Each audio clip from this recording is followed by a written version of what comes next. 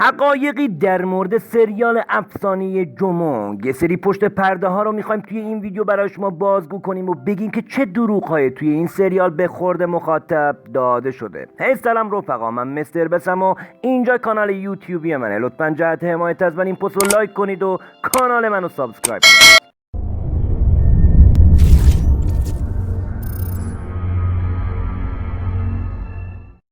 اگه شما هم از طرفداران سریال جومونگ هستید، شاید براتون جالب باشه که بدونید سریال افسانه جومونگ بر اساس یک واقعیت تاریخی ساخته شده، اما همه سریال واقعیت نداره و با تخیل نویسنده پردازش شده. واقعیت اونه که جومونگ و گوگوریو بخشی از تاریخ باستان شبه جزیره کره رو به خود اختصاص داده، اما آگاهی ما در این باره اونقدر محدوده که نمیتونیم درباره جزئیات حرف بزنیم. سریال مشهور جومونگ که توسط بنگاه پخش منهوا در کره و مورد استقبال ایرانی‌ها هم قرار گرفته، در این سریال تنها برخی اسامی با منابع محدود تاریخی همخوانی داره و آنچه در این مجموعه شاهد اون هستید بخشیش مربوط به تراوش‌های ذهنی نویسنده سریال و گزیده‌ای از گزارش‌های افسانه مانند باقی مانده از دوران باستان کره هستش. اما جومونگ کیه؟ دانگ میونگ سئونگ وانگ یا چومو با نام پسامرگ چومو مقدس که به اسم زمان تولدش جومونگ معروف شده، بنیانگذار پادشاهی گوگوریو در 37 سال قبل از میلاد بوده. مردم گوگوریو اون رو به عنوان یک خدا شاه پرستش می‌کردند. چومو در اصل یک لغت عامیانه در بویو برای یک کماندار عالی بوده که بعدها نام اون شده. اون معمولاً به عنوان جومونگ توسط ادبیات چینی مختلف از جمله کتاب‌های تاریخی نوشته شده توسط چین شمالی و تانگ ثبت می‌شده. این نام در نوشته‌های بعدی از جمله سامگوکساگی و سامگوگیوسا به کار برده شده. در مقطعی از زمان قبل از گردآوری سامگوکساگی عنوان چومو به دانگ میونگ تغییر کرده که به معنای واقعی کلمه به پادشاه قوی درخشان شرق ترجمه شده. نام‌های دیگه اون عبارتن از چومونگ، جونگمو، ناکامو یا تومو. در سامگوکساگی با نام خانوادگی گو به نام جومونگ ثبت شده و همچنین با نام‌های جونکه یا سانکه نیز شناخته می‌شده. گوگوریو در میان سه پادشاهی کره شمالی‌ترین اونها محسوب می‌شده و بخشی از منچوری و کره شمالی امروزی رو در بر می‌گرفته.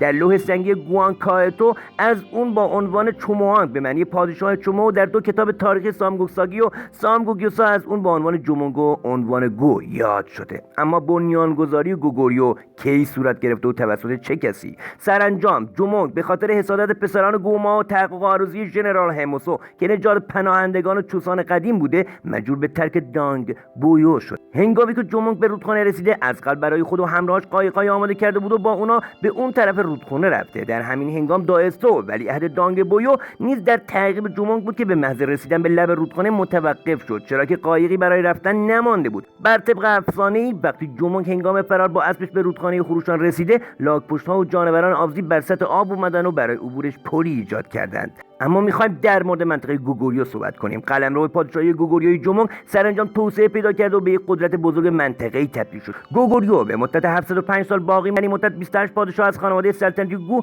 بر آن حکمرانی کردند تا اینکه مدت تانگشینا به اون حمله کردند و باعث سقوط امپراتوری گوگوریو شدند. امروزه فرزندان جومونگ از لقب گو در نام خانوادگی خودشون استفاده میکنند. گوگوریو که با نام گوریو نیز شناخته میشده، یک پادشاهی کره‌ای بوده که در شمال و مرکز شبه جزیره کره و بخش‌های جنوبی و مرکزی منچوری داخلی و خارجی قرار داشته. گوگوریو عضوی فعال در کشمکش قدرت برای کنترل شبه جزیره کره بوده و همچنین از طریق امور خارجی با حکومت‌های همسایه در چین و ژاپن ارتباط داشته. گوگوریو توسط بسیاری از مورخان به عنوان یک امپراتوری توصیف می‌شده.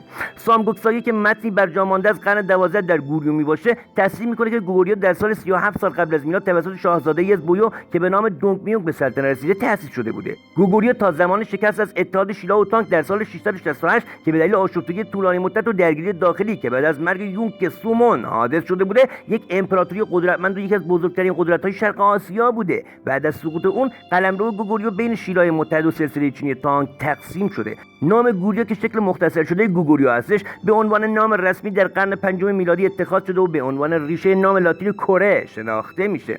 اما اولین پادشاه در سال 34 سال قبل از میلاد جولبون سئونگ اولین شهر پایتخت گوگوریو همراه با قصر امپراتوری تکمیل شده. 4 سال بعد و در سال 28 قبل از میلاد جومونگ ژنرال بویام را جهت تسخیر پادشاهی اوکچه فرستاده. در طی همان سال مادر جومونگ یوها در قصر دانگ بیو درگذشته و برای اون مراسم خاکسپاری در حد یک ملکه گرفتند، در حالی که فقط یک صیغه سلطنتی بوده. جومونگ پیک فرستاده و هدایای فراوانی جهت قدردانی از سخاوت پادشاه گوما برای اون ارسال نموده. در سال 19 قبل از میلاد همسر اول جومونگ یسویا همراه پسرش یوری دانگ بویو رو ترک کردن و وارد گوگوریو شدند. یسویا ملکه شد و سوسانا همسر دوم جونگ به علت فشارهای وارده و همچنین ترس از موقعیت پسرانش در آینده گوگوریو تصمیم به ترک اونجا گرفته. سوسانو گوگوریو رو به همراه 2 پسرش و تعدادی از مردم ترک کرده و اونا رو به سمت جنوب شبه جزیره کره، مکانی که در حال حاضر کره جنوبی در اون قرار گرفته، رهبری کرده. جومونگ اولین پسرش یوری رو به عنوان ولیعهد معرفی نموده و اونو وارث تاج و تخت خودش کرده. اما مرگ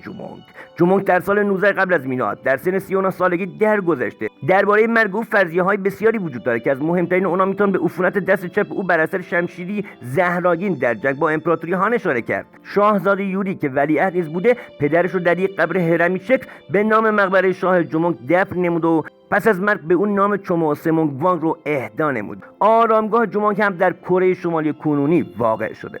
خیلی ممنونم که تا انتها همراه من بودید. لطفاً جهت حمایت از من این پست رو لایک کنید و کانال منم سابسکرایب کنید.